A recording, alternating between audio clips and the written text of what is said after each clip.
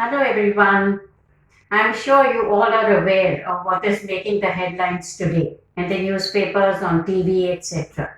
Well, it's not just the SSR case, it is mainly the murder, assault, and murder of a Dalit girl, which is of lot of concern to everyone. And being a Dalit girl, this is the kind of injustice which has been meted out to her. And that is why people have protested. And even worse is the cremation which took place in the wee hours of the morning so that the incident could be hushed up.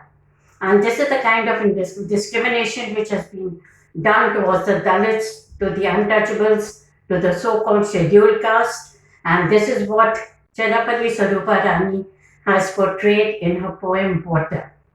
She herself, being a Dalit lady, she has spoken about her childhood days, how the Dalits were ill treated and were discriminated. And she has titled the poem Water because water has been used as a means, as a tools for discrimination.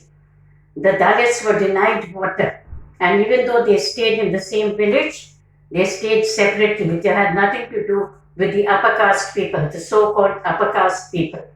And water has been a witness to the centuries of social injustice. And that is why she begins the poem by telling us how the water knows everything. Water knows the ill treatment and the apathy and the indifference shown towards these people, towards the Dalits. And she begins by saying, just as the water knows the ground's incline, and water the one which knows where the ground is inclining, in the river, in the well, in the ocean, in the sea. And just as the water knows the ground's incline, it knows the generations old strife between the village and the Bada. And the place where the Dalits would live is called the Bada. Even though it's in the same village, it would be separate.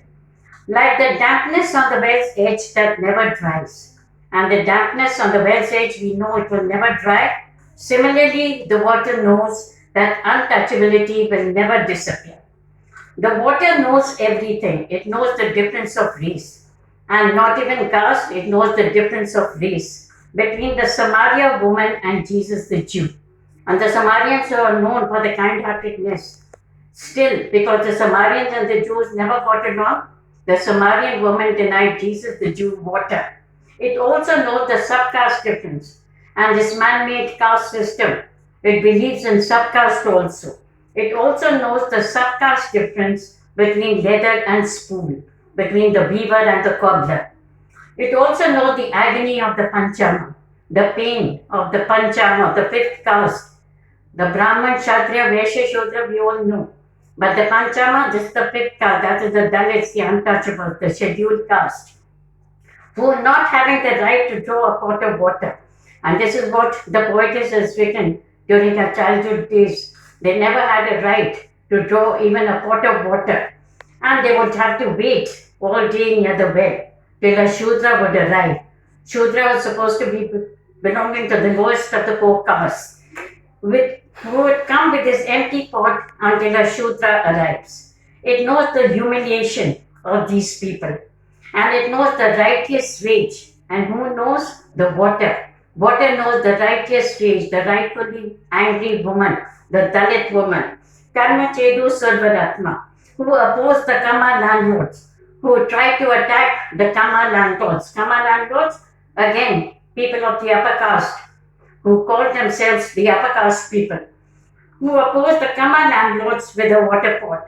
And why did she lift up a water pot to attack them? Because they are the ones who dirtied the pond water, the drinking water in the pond, by washing and cleaning the dirty buckets in which they would feed their buffalo. But in turn, they accused her of polluting the water. When they asked her not to pollute the pond water, the water is witness to centuries of social injustice. And that is why she ends this passage and she ends this discrimination which is shown towards the Dalits by telling us how the water is a witness to centuries of social injustice. And now she tells us what she remembers during her childhood days when she sees even a drop of water. When I see water, I remember how my father would be thirsty the whole day. for a glass of water. They would be denied water, not that there was no water. The whole village would get water, but the Dalits would be denied even a glass of water, and they would be thirsty the whole day. For us, water is not simply H2O. And people like you and me, water is just a symbol. Whenever we open our taps, we have access to water. But for these people, water is not simply H2O. For them, water is a mighty movement. And it also symbolizes the Mahar struggle in Maharashtra at the Jagrat time, where all the Dalits challenged everyone and came and drank water from their palms. A single drop of water embodies tears shed over generations, and the amount of tears they have shed, the amount of blood that has been shed. In many battles we fought for a single drop of water, our blood flowed like streams. And that we have seen whenever the Kaveri issue crops up, we have seen so many buses being burned, so many people have been killed. Our blood flowed like streams, but we never managed to win even a small puddle of water. And what else does she remember when she sees water? How we welcomed our weekly bath as if it was a wondrous festival. And they would get water only once a week to bathe.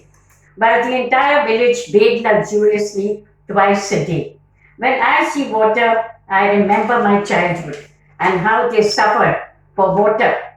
When we walked miles to reach the big canal and carried back heavy pots with the muscles and veins on our necks straining and bursting, and because they did not have the right to draw water from the well, they would have to walk miles together to the canal to fetch water, and they would carry those heavy pots of water on their heads with their muscles of the neck bursting and straining.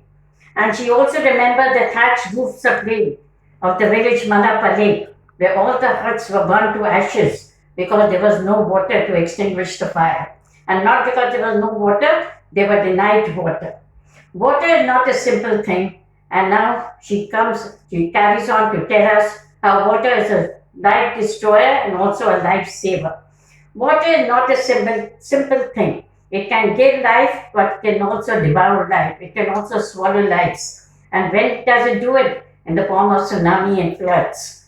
The water that refused to quench parched thirsts. And so much of water we see around, water everywhere, not a drop to drink. And this is the water which cannot quench our thirst. But it becomes the killer tsunami wave that swallowed whole village after village. And who are the people who are like toys? The poor. The poor are like playthings in front of tsunami and flood. The rich can move to safer places, but the poor are but playthings in his vicious hands. Often it turns villages into dry deserts, and sometimes it drowns them in floods. Between the village and the bara, between one state and another, what can the water do? It can ignite many struggles, it can ignite many wars, it can ignite many fights. The water can ignite many struggles and strife. It can make blood run in streams, and at the same time, now, where do we find water? Sitting innocently in a biscuitery bottle. And that is what the poetess tells us. Now it has become a commercial product. The same water which people fought for, and the poor are still fighting for it and still craving for it. But the same water has now become a money-making product. This water from a village well that forces us to do many a circus feat. And by circus feat, they have to balance these water pots and walk miles. It's like doing tricks in a circus. Now slowly, surreptitiously, very cleverly, dances its way into the Pepsi Man's bottle. And what happens to this water now? People are using it to make money. Dances its way into the Pepsi Man's bottle with its new name, mineral water. It takes to the skies, it raises a storm. And it can take us to the skies because when we find water, it is so heavenly. And at the same time, it can cause a lot of destruction. Now, water is no mean matter. It's not a small issue.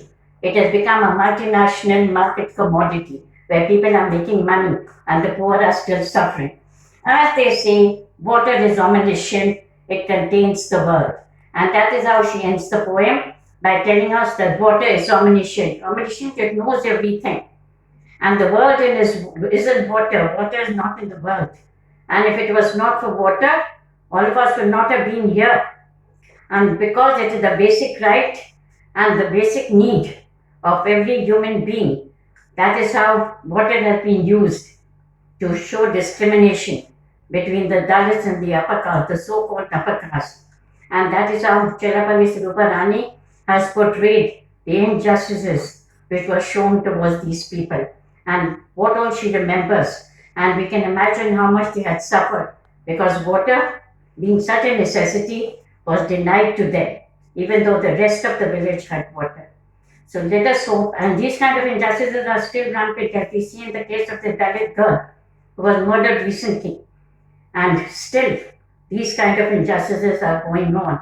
So let us hope that these kind of things will soon come to an end. And if any of us can contribute to it, we should make it a point to raise our voices against such issues. So there again, another poem with a very relevant issue, and especially even in today's world, in the 21st century, these kind of things are still prevalent. So thank you so much for watching, and please give it a thought, and all of us should try and make an effort to put an end to such things. Thank you so much once again.